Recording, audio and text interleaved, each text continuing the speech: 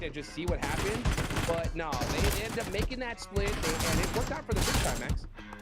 Definitely worked out when big timers go through some of the replays here of this match, and of course a lot of hot drops, which you would expect Nick to go right because of the recall tower system.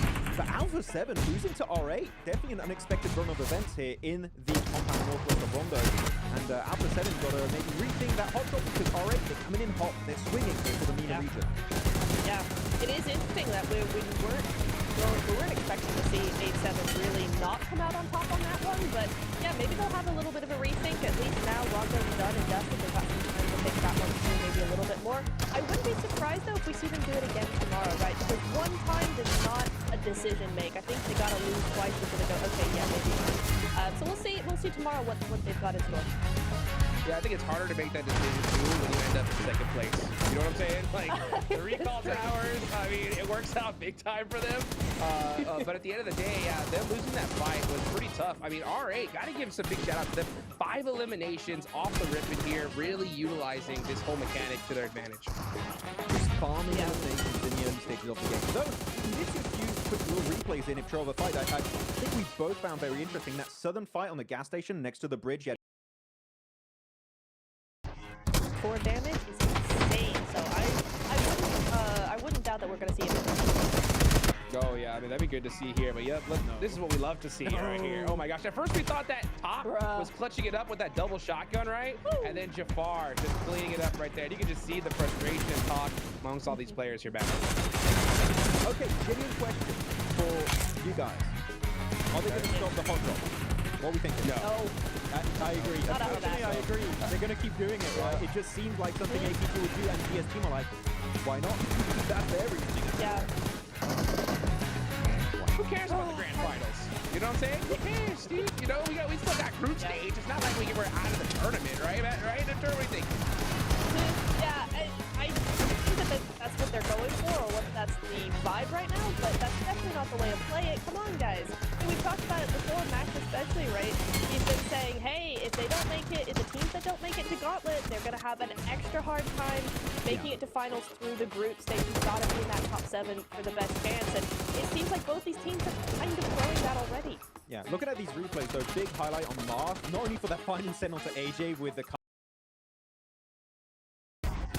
we were concerned with their performance so far. I think they were, what, in 10th place match? They got to jump up big time after this one. They're going to be in top 7. They have to be up to qualify for the grand finals. Alpha 7, they bring in the heat. Bring in the super passive rotate highlighted here. Rapper will control the takeaway easily from Alpha 7. Like, it's just way from Alpha 7. Alpha 7 take it away from APG. And it was a position for themselves. Really good stuff as we go through replay of this. But you know what? Maybe having a little bit of a tough fight there. The skill with the skills going to be the game. But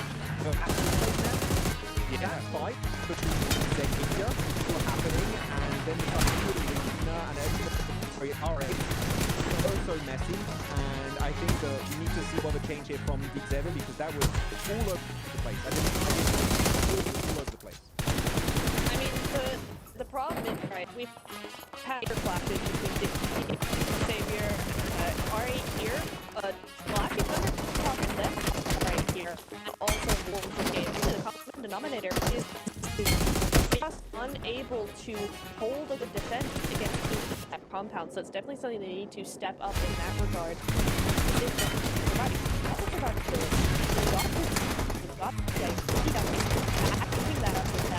That close range stretch. Such a nice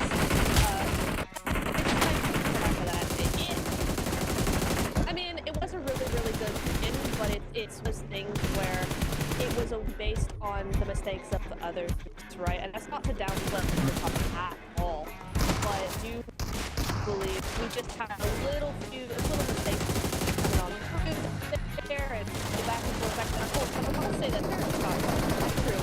We were all right that they had 17 eliminations based on other teams while we're sitting in that compound just chilling, moves away from not on rotation, but they were able to get such a win coming off the back of that. It's just really nice to see. BGMI stepping forward, looking at the PLC wave over the banner and all that like that. But no, Thunderstorm, I kept calling, is there very active, unwilling to commit to 5-man wrap-up, a ton of elimination. And this is the change-up we needed to see from Thunderstorm, and you know what?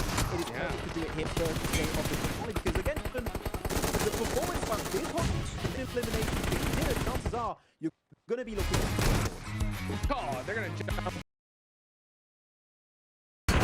Almost waiting around the open, and it's a tough position to play.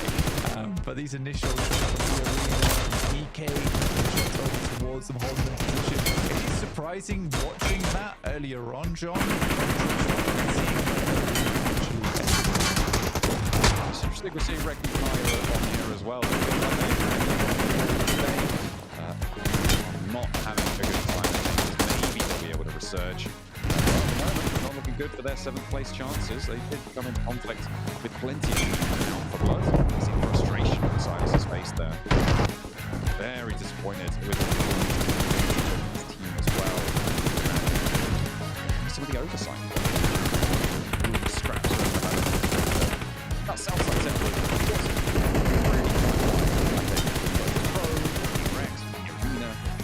Rex, making some really interesting choices. Yeah, it's tough game to play in, honestly. And especially with all that open area towards the end, it was really because you had to clear out other teams. They did quite well. The DXA were the last team to fall as well, just because that spot, although tremendously treacherous to play in, does give you a nice spot to work going into the future. And you secure yourself a high on the back of it. It's important to get up into those top spots. Some fronts, obviously, with the Wolves doing a lot during that game. Starting off well, to get a lot of points extracted out of APG. And their day-to-day for OG has been a really remarkable one. I'd say it's definitely not what we expected coming into this tournament. Considering that the Indian region in general has not really seen the global stage in a very long time in this way. PMWC didn't go particularly well for them, but the fact that they've come up here and they've done really, really well, getting over 40 points in their first day, is going to be a massive contribution to the region in general. I'm hoping unless they're being nasty, then they can go away. Yeah. Now, I mean, I think if I'm coming from purely esports perspective, I think for the players in particular, who I care about the most here, I think it must be very confusing for them. Because I think most of the time when India comes to a big international tournament like this, they do really struggle playing catch up. I said that in the past, and I said it again now, because the first day is always the most rough for the Indian squads, because not being able to play with a lot of these international teams doesn't give you that experience. But the fact that they come into this one, it looks like they've really done their homework. That's impressive to me. I have a lot of respect for that. Similarly for Thunderstorm, they're another region that doesn't get a huge amount of this international experience, and they play on a slightly different realm, right? To come into this international tournament and still do extremely well